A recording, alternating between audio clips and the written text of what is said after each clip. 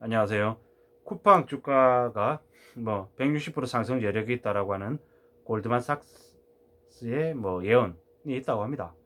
해서 쿠팡에 대한 얘기를 좀 해볼까 합니다. 쿠팡이 지금 현재 지난 3월 24일 기준 주가는 18,9불입니다.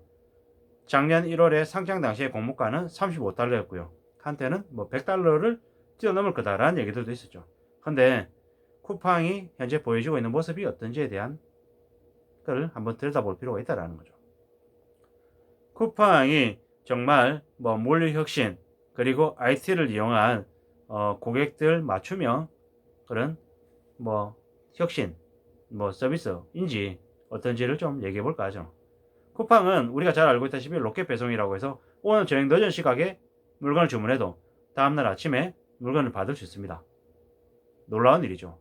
근데 그 이면에 어떤 일들이 있는지를 한번 볼 필요가 있죠. 쿠팡에서 일하는 그 물류센터, 그러니까 상품을 픽하는 사람들이 정말 새벽같이 발에 땀나도록 뛰어다녀서 물건들을 고객들한테 배송을 해주죠. 이게 정말 혁신인가?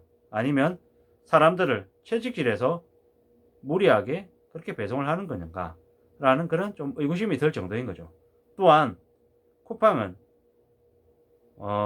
무수히 많은 자금들을 가지고 전국에 물류센터를 거점들을 만들었죠. 택배사가 아닌 쿠팡의 자체적인 그런 물류망을 통해 가지고 배송해주는 그런 힘들을 확보했다라는 거죠. 또한 기존에 보통의 직장에서 일을 하고 있는 사람들을 대거 높은 임금을 주고 데려와서 일을 시키죠.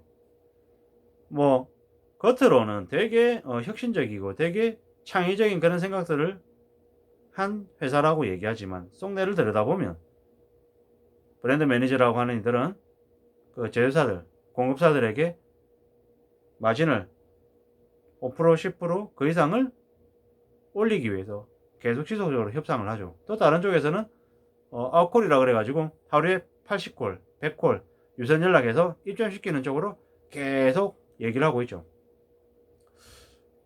이커머스가 물론 겉으로 보이는 것처럼 항상 장밋빛만은 아닐 것이고 속내를 들여다보면 무수히 많은 그 사람들의 인력으로 이렇게 움직이는 것들도 많겠죠. 근데 겉으로 이렇게 내보이는 그런 모습들하고 실제 안을 들여다봤을 때하고는 좀 차이가 난다라는 거죠. 또한 잘 아시다시피 최근에 그 OTT 그 관련해서 그 자사 유료 멤버십 서비스 와우 멤버십이죠. 로켓 와우 월회비를 6월달부터 일괄 4,900원으로 인상하죠. 원래 현재 2,990원인데 이걸 4,990원으로 2,000원 올리는 거죠. 이렇게 되면 그들에게 미치는 그런 이익에 기여하는 부분들이 되게 많겠죠. 그리고 이래저래 쿠팡이 한국 경제에 미치는 영향들은 되게 적지가 않죠. 근데 이런 얘기들 하는 거죠. 이제는 쿠팡이 없이는 사람들이 살 수 없다. 또한 쿠팡이 차지하고 있는 그 비중이 매우 크기 때문에 쿠팡이 무너지면 한국 경제에 되게 큰 여파를 줄 수도 있다. 라는 얘기들도 하죠. 맞기도 하고 틀리기도 한 얘기라고 저는 말씀을 드리고 싶은 거죠. 이제 서서히 쿠팡에 입점해서 판매하는 판매자들이 그렇지 않고 쿠팡에서 나와서 자기들이 직접 자사몰을 만들거나 네이버 스마트 스토어를 열어서 움직이려 하는 모습들도 되게 많죠. 왜입니까? 쿠팡이 다른 이커머스에 비해서 취하려고 하는 마진이나 이런 요구하는 부분들이 점점 더 많아지기 때문인 거죠. 물론 어느 곳이든 이러한 모습들은 유통에서 비일비재하게 일어나는 일이죠. 다만 쿠팡처럼 적자폭이 저렇게 큰데도 계속 사업을 이어나가는 걸 보면 좀 고민스럽죠. 고민스럽다라는 거죠. 이게 적자가 나는 걸 당연하다고 생각하는 게 이 이커머스 온라인 유통에서 많이 벌어지고 있는데 적자가 계속 난다라는 건 어느 시점이 되면 누군가에게 부담을 더 지울 수밖에 없다라는 거죠. 락인이라고 해서 그렇게 쓰는 게 당연하고 익숙해질 즈음에 올리는 거죠. 쿠팡의 와우스 멤버십을 2,990원에서 4,990원으로 올리는 것도 마찬가지인 거죠. 이미 쓰고 있는 사람이 저걸 쉽사리 해지하기는 어려운 거죠. 꽤 오랫동안 아마 기다렸다 저렇게 올리는 거라고 생각이 들기도 하지만 참 저렇게 해서 과연 쿠팡이 지금 현재 19불인 게 160% 오를 수 있을까 생각해보면 조금은 의구심이 드는 게 사실이죠. 그리고 쿠팡에 일하는 사람들이 매우 많죠. 매우 많지만 또 다른 한편으로는 퇴사자도 많고 입사자도 많고 들어오고 나가는 이런 것들이 너무도 많다라는 거죠. 또한 쿠팡이 경쟁자로 이렇게 볼 수 있는 상대가 신세계도 있고 11번가도 있고 카카오도 있고 오프라인에 되게 많은 유통 그 점포를 가지고 있는 롯데온도 있고 경쟁자는 여러 곳이라는 거죠. 미국의 아마존처럼 독주하는 그런 상황은 아니기 때문에 쿠팡의 앞으로의 모습이 어떨지도 좀 두고 봐야 될 거라는 거죠. 뭐 자금을 계속 대주는 그런 자금줄이 있기 때문에 이때까지 계속 올 수 있었죠. 작년에도 쿠팡의 매출은 매우 급등했죠. 근데 매출이 는 만큼 적자폭도 커졌다라는 거죠. 적자폭 매출은 늘어나고 적자폭이 줄어들었다라고 하면 그게 좋은 신호일 수 있겠지만 쉽사리 쿠팡이 매출을 늘는 데 비해서 적자가 줄어드는 일은 아직은 요원하지 않나라고 이제 보여지는 거죠. 물론 계속 점포를 더 짓고 뭐 로켓 배송 이런 것들을 더 이제 활성화시키고 하면 나아질 수는 있겠죠. 근데 너무 크게 일을 벌렸기 때문에 저게 과연 괜찮을 수 있을까라는 의구심이 든다라는 건 사실이죠.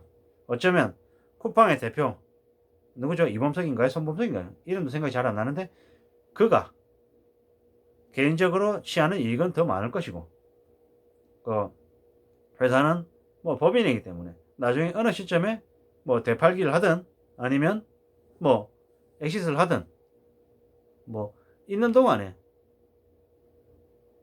뭐 계속 돈을 더 벌어들여서 그 대표나 아니면 임원들이 그냥 배를 불리면 된다 뭐 이런 식으로 가는 것 같은 거죠. 뭐 그렇게 저는 이제 보이는 거죠. 흑자 전환 압박을 쿠팡도 계속 받고 있죠. 아마도 와우 멤버십 인상 때문에 한 달에 180억, 연간 한 2천억 정도의 이익이 발생할 걸로 보인다고 합니다. 그렇게 되면 뭐 이자가 이제 손실되는 부분들이 좀 줄어들 수 있겠죠. 근데 이제 두고 봐야 되는 거죠. 2021년 쿠팡의 매출은 22조로 2020년에 13조 9천억에 비해서 54% 성장했죠. 근데 이 사상 최대 적자폭 때문에 또 우려도 이제 하는 거죠. 왜냐? 적자 규모가 1조 8천억이죠. 2020년 6,200억에 대비해서 3배가 늘어났죠. 쿠팡이 언제까지 이렇게 적자를 계속 감수할 수 있을까? 잘 모르겠는 거죠. 수익성을 높여가지고 적자를 줄이는 게 그들의 관건인데 요금 인상이 가장 빠른 거죠. 물론 쿠팡은 그동안에 벌어들였던 돈을 물류센터 확충하는데 계속 이제 투자를 했죠. 이것들이 어떤 모습일지 또 두고 봐야 되는 거죠. 어쩌면 쿠팡이 이커머스 그러니까는 유통을 해서 버는 것보다 저기 뭡니까 물류센터를 계속 늘려서 부동산 장사를 하는 거 아닌가 라는 생각도 좀 들고 쿠팡이츠나 아니면 쿠팡 플레이 같은 신사업 같은 것들을 통해서 적자폭을 만회하려는 그런 모습인 것 같습니다. 아무쪼록 쿠팡이라고 하는 곳이 어떻게 한국의 온라인 유통에서 여파를 미치고 또 새로운 변화를 이끌어 나갈지 좀 두고 봐야 될 것 같죠. 뭐 쿠팡이 수익을 과연 개선시킬 수 있을까? 이것들은 2022년, 23년, 24년 계속 시켜봐야 될 것 같죠. 쿠팡이 저렇게 크게 사업을 벌려놨기 때문에 쉽사리 사업을 접지도 않을 것이고 점점 더 판매자들, 제조업체들에게 더 높은 마진을 요구할 것이고 고객들에게도 뭡니까? 그 멤버십 서비스 가격이 2,990원에서 4,990원으로 3,000원에서 거의 5,000원, 2,000원 올린 거잖아요. 저것 또한 시간이 지나면 5,000원이 또 7,000원 되고 만원 되고 15,000원 되는 것들은 금방일 거라는 거죠. 단순하게 얘기해서 2,000원 올려가지고 2,000원이 개선됐다라고 하면 저거 만원 올리면 뭐 지금 현재 3,000원이 된 거 5,000원 올렸잖아요. 나중에 지나가지고 5,000원이 된 거 15,000원 올리면 1조 개선할 수 있는 거잖아요. 1조를. 그러면 적자가 1조 뭐 5천억이다라고 하면 그냥 1조 그냥 적자를 1조 5천억에서 5천억으로 그냥 줄일 수 있는 거죠. 또한 업체들한테 마진 이렇게 올리면 적자를 흑자로 바꿀 수 있는 것도 언제든지 가능할 것 같다라는 생각이 제 개인적으로 드는 거네요. 아무쪼록 쿠팡의 앞으로의 모습을 좀 더 지켜보면 좋을 것 같습니다. 이상입니다.